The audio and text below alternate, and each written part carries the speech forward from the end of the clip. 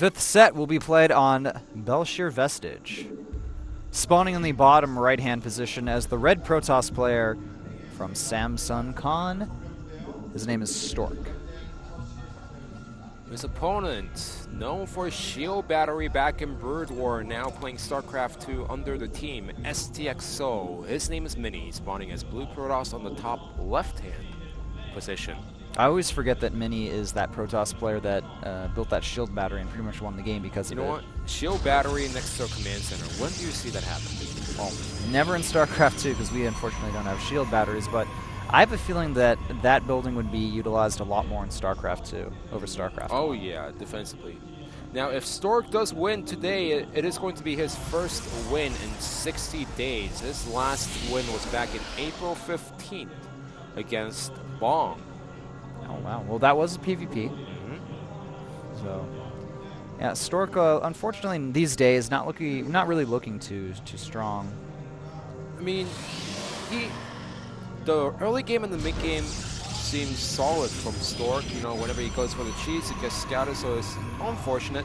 But when he tries to go for a regular build, he could survive till the mid game. The late game is what hurts Stork a lot, as he has a micro, he has a game concept, but he doesn't make the right unit composition. For example, we saw a PBZ on Newkirk with Stork and someone else. The name is escaping my head, but he got to a point where it was a brutal situation, and all Stork did was make stalkers behind it. Last game, he saw the Tempest come out, and all he used was blink stalkers. So, Stork, has he learned from his previous mistakes in this matchup or not? I think that's going to be the big question today.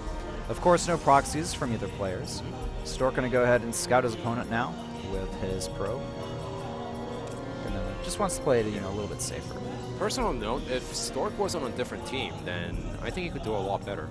Because if in Samsung Khan there's only 2 Protoss players who are not, doing that great, so they don't have that much knowledge shared between the two players within the teammates. Yeah, imagine if he was on SK Telecom. Oh, he could have done a lot better. And we do have a 4 pylon right now. That's timed perfectly for proxy Stargate play. And this is a little bit out of position. Remember how you're always saying that Stargate is always proxied at that 4th base location?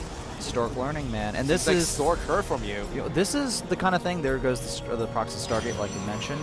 But this goes back to early Stork from the earlier Pro League Stork when we were still playing Wings of Liberty, and he would go for these weird builds and kind of offbeat, and they would work out really well for him. And I have a feeling that things will look pretty good for Stork because of this. This proxy position, no one has really done this before in Pro League, so the chances of it being scouted are actually a lot lower than they normally would be. To play devil's advocate a little bit here, yes, it did work out well in Wings of Liberty, but because of Mothership Core in this particular game, it's going to be easier for Mini to defend against a proxy. Now, with that being said, it's easy to defend against proxy, but it's much better to see that there is a proxy Stargate out on the map. In fact, the Mothership Core is moving out of the main base to scout around to see if there's anything on the left bottom side.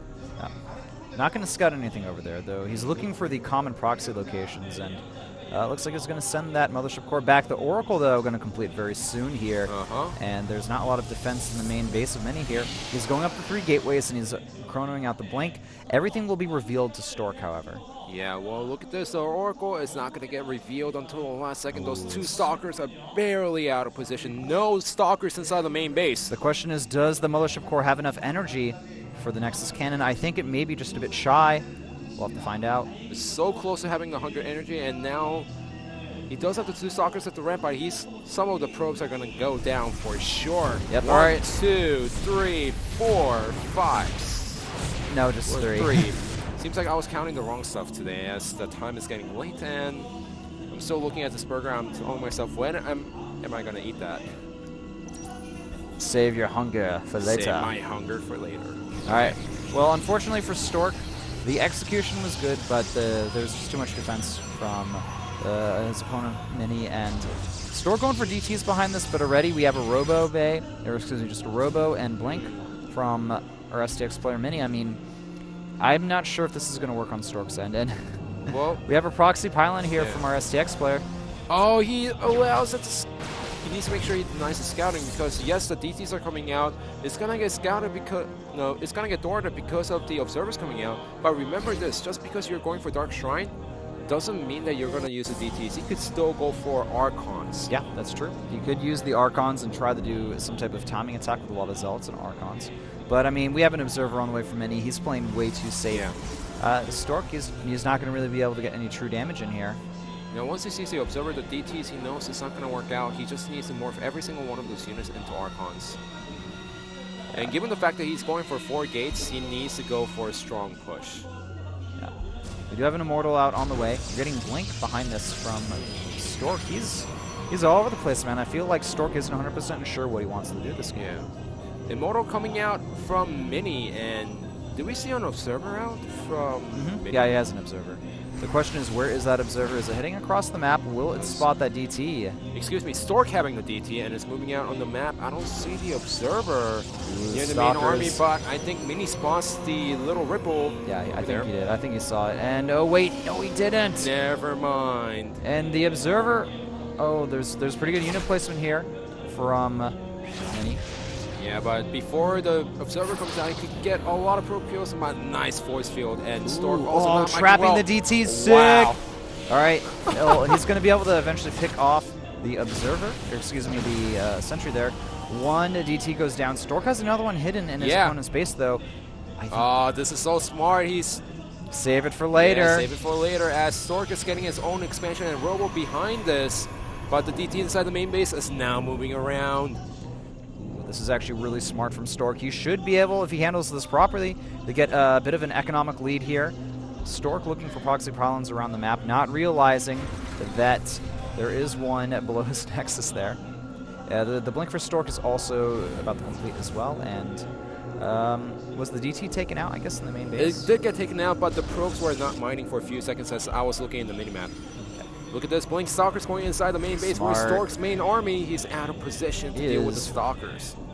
Okay, well, he's at his natural, but he is a bit out of position. All right, the Stalker's moving in here. We're going to need to see a quick response from Stork. Mothership Cannon needs to go down.